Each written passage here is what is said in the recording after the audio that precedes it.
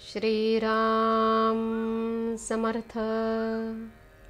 ब्रह्मानंदं परमसुखदं केवलं ज्ञानमूर्तिं द्वन्द्वातीतं गगनसदृशं तत्त्वमस्यादिलक्ष्यम् एकं नित्यं विमलमचलं सर्वधी साक्षिभूतं भावातीतं त्रिगुणरहितं सद्गुरुं नमामि। भगवान गुरुदेव, आपल्या चरणकमली आमचे शतशः प्रणाम असोत। आम्हा संसारी लोकांच्या आत्मकल्याणासाठी अहोरात्र झटणे हेच आपले जीवनचरित्र होय। आम्ही आपले खरे मानसपुत्र आहोत। आपण भगवंताचे नामधन आमच्यासाठी ठेवले आहे।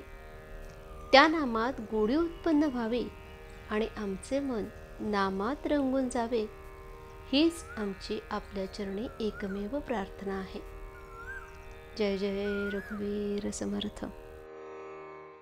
भगवंताचे अनुसंधान राखावे।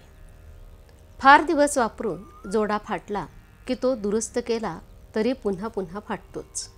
तसेच शरीराचे आहे। शरीर जीर्ण झाल्यावर त्याला काही ना काहीतरी होतच राहते। दुरुस्त केलेल्या जोड्यातला एखादा खिळा जर पायाला टोचू लागला तर मात्र त्याला जपावे लागते।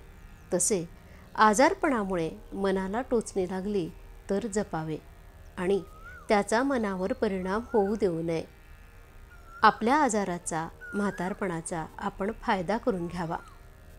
एखादी शहाणी सुगरणबाई ज्याप्रमाणे कोंड्याचा मांडा करते त्याप्रमाणे आपण आपल्या दुखण्यामधून भगवंताचे अनुसंधान टिकवायला शिकले पाहिजे।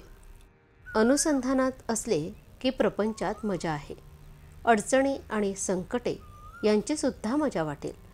पोहायला येणाऱ्या एखाद्याला नुसते सरळ पोहायला सांगितले तर आवडणार नाही। तो उड्या मारेल, बुड्या मारेल, वाकडा तिकडा पोहेल। तसे भगवंताच्या अनुसंधानात राहिले तर प्रपंचाची मजा वाटेल। कोणतीही गोष्ट एकदा ओळखली की मग तिची नाही भीती वाटत। विषय जोवर ओळखले नाहीत तोवर ते आपल्याला त्रास देतात। याकरता ज्या ज्या गोष्टी होत असतात त्या त्या भगवंताच्या इच्छेनेच होत आहेत ही जाणीव ठेवून वृत्ती आवरण्याचा प्रयत्न करावा। परमार्थाच्या आड आपले आपणच येत असतो। आपली वृत्ती जिथे जिथे वावरते तिथे तिथे भगवंताची वस्ती असते।